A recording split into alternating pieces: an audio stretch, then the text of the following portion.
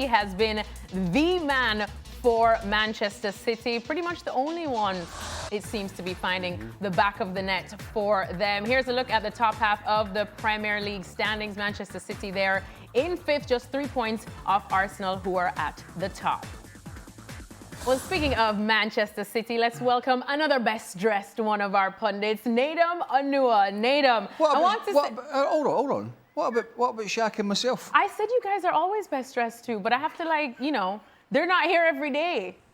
I said you're best dressed because we're kind of coordinating today.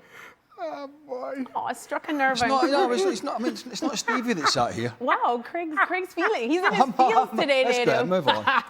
All right, we've got Craig in his feels.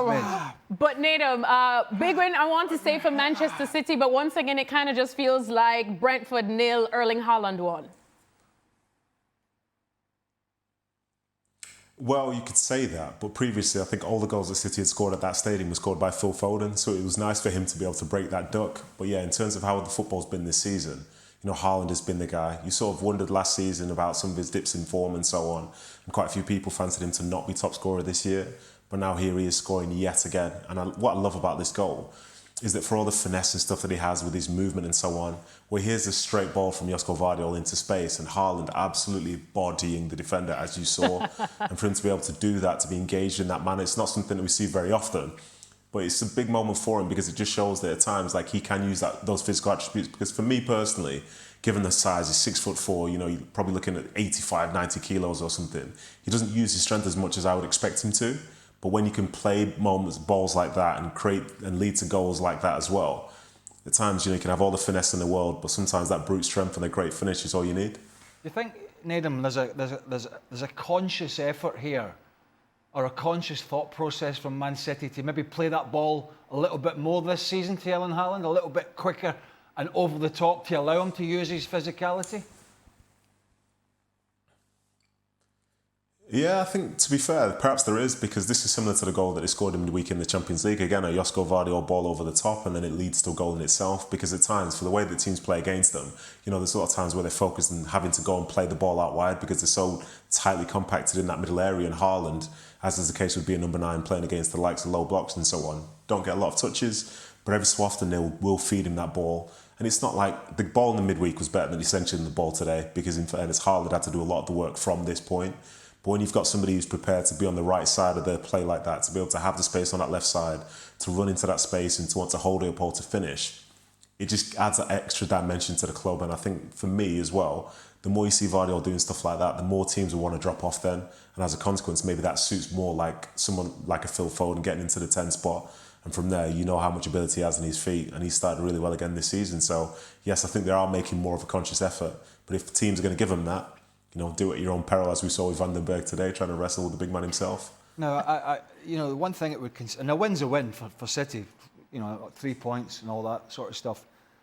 One of the things it's a little surprising is, and I'm going to use expected goals here, strangely enough, because I didn't actually see all this game because I was across the Barcelona game, is that for all the possession and all the play, their expected goals, if you want to use that as a sort of barometer, is pretty much the same as Brentford. And I would have expected, with that amount of ball, that they were a little bit more creative in front of goal. Looking at the stats, I can't tell you exactly because I didn't see the bulk of the game. But that would be the only thing I would say. But then the other side of it is, there's a clean sheet. I know Brentford are not the strongest team, but it's another clean sheet away from home. And it is 3 points, and Haaland keeps that going, blah, blah, blah. But it doesn't seem to me that they created a ton of really, really good chances in the game. To that point, you look at City's lineup and you wonder where the goals are going to come from. And really, it's 3 players: Erling Haaland, Phil Foden, who's only got two so far this season, and Reinders, who announced himself to wonderful effect on the opening day of the Premier League season, but has not found the back of the net again since. He had one effort today from about 25 yards, and in all honesty, he missed the goal by about 15 yards. Phil Foden had a couple of opportunities, difficult opportunities, but if we're talking about Phil Foden of 2 seasons ago, would have buried those quite easily. So as you look at City, and you saw this as the game went on, that Brentford dropped a little bit deeper, allowed City comfortable possession of the ball, as the stats showed, but City never really threatened because with Haaland kind of crowded out, with Brentford sitting that close to their own goal, they just don't have the support from midfield. And the wingers between Doku and Savinho, good wingers they are, but you don't fancy them to get an awful lot of goals during the course of the season. So as this game went on, it just had a kind of familiar, if not frustrating feel for Manchester City. And that was the thing for me. As much as we're talking about City and their frustrations, they're still only 3 points off the top. Still early in the season, I know. But as things get going, you just wonder where those other goals are going to come from. And that, for me, is Pep's big conundrum. That's actually interesting. Quickly, just Nedum, do you have any concerns there of the team becoming a little too reliant on Erling Haaland, even though he is on a hot streak? I think an over-reliance might be a bit of a stretch in some aspects because, yes, he has scored the 9 goals, but the club have also scored 15. You know, they are top scorers in the Premier League at this moment in time. So, yes, you would want the goals to be spread out elsewhere, but what does that mean? Should they be on like 20 goals at this point already with other people chipping in with 2, 3 and 4? I think in time, maybe that'll level itself out. The focus on him isn't necessarily going to be something that will remain throughout the season. I'm sure he'll get his numbers, he'll get his goals like he always does, but they'll find different ways to do it as well because every game of football is essentially quite different.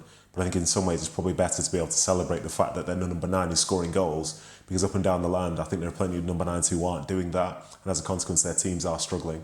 You know, to mention, say, for example, Aston Villa with Hal Watkins started so slowly, United with the likes of Sesko starting slowly and so on. So, you know, it's not the end of the world from Haaland to be scoring so many goals. And as long as they keep getting 3 points on the board for now, I suppose the manager will be quite happy.